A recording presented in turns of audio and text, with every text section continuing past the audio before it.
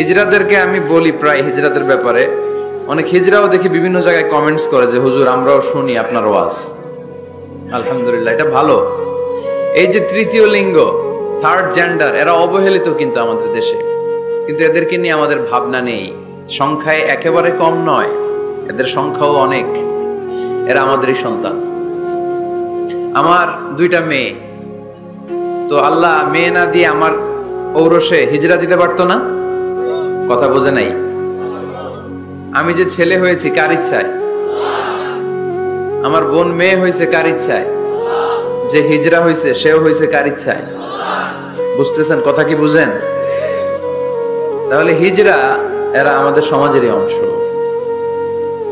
এরা আমাদেরই সন্তান, কিন্তু আমরা এদেরকে পরিচয় করিয়ে দেই না কোথাও। দেখবেন এক লোকের এক ছেলে এক মেয়ে আর একটা হিজরা, তো ঘরে মেহমান আসলে উনি ছেলেরা পরিচয় করায় দেয়, ছেলের নাম আব্দুল্লাহ, মেয়ের নাম সুমাইয়া। হিজরা যে আছে ওরা সামনেই আন না।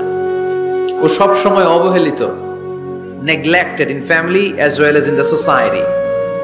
পরিবারও neglected, সমাজও neglected। ফলে সে দুঃখ ভারাক্রান্ত মন নিয়ে খুঁজতে থাকে, আমার মতো এরকম অসহায় কে আছে দেখি। সে খুঁজে পেয়ে যায় আরো কিছু হিজড়াকে, পরে একসাথে হিজড়া পাড়া বানায় এরা, জানেন? হিজড়ারা কিন্তু আরেকটা বয়স্কা হিজড়ার আন্ডারে থাকে, চাঁদাবাজি করে এরা। আপনাদের এলাকায় নাই তো, আপনারা বুঝেন না। ঢাকায় যাইয়েন একবার, জ্যামের মধ্যে আটকালেই খবর আছে, পুলিশেও ভয় পায় এদেরকে। আমি এক জায়গায় বলছিলাম যে এদেরকে পুলিশের দায়িত্ব দিয়ে দেন, যেহেতু এদেরকে সবাই ভয় পায়।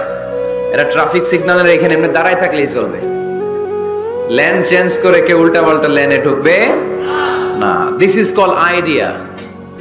আইডিয়া জেনারেট করতে না পারলে দেশের উন্নতি করা সম্ভব না। হিজড়াদেরকে কর্মসংস্থানের ব্যবস্থা করা উচিত। এলাকার জনপ্রতিনিধি যদি কেউ থেকে থাকেন, অথবা পরবর্তীতে ভিডিওতে যদি শুনতে পান, আমার এই আবেদন, আপনারা হিজড়াদেরকে খুঁজে বের করবেন, কর্মসংস্থানের ব্যবস্থা করেন। আমি পৃথিবীর অনেক জায়গায় এয়ারপোর্টে দেখেছি হিজড়াদেরকে, দে হ্যাভ হিউজ স্ট্যাটাস, তাদের জব আছে, তাদের চাকরি আছে, তাদের সম্মান আছে, সামাজিক সম্মান। তারাও আমাদের মতো মানুষ, এজন্য তাদেরকে কর্মসংস্থানের ব্যবস্থা করেন, শিক্ষার ব্যবস্থা করেন। স্কুলে পাঠানো যায় না, বাবা মারা লজ্জা পায়, লুকাতে চায় এদেরকে। সন্তানের ফর্ম পূরণ করতে গেলে ওখানে লেখা থাকে জেন্ডার, ছেলে নাকি মেয়ে। তো এটা ছেলেও না মেয়েও না, একই লিখবে।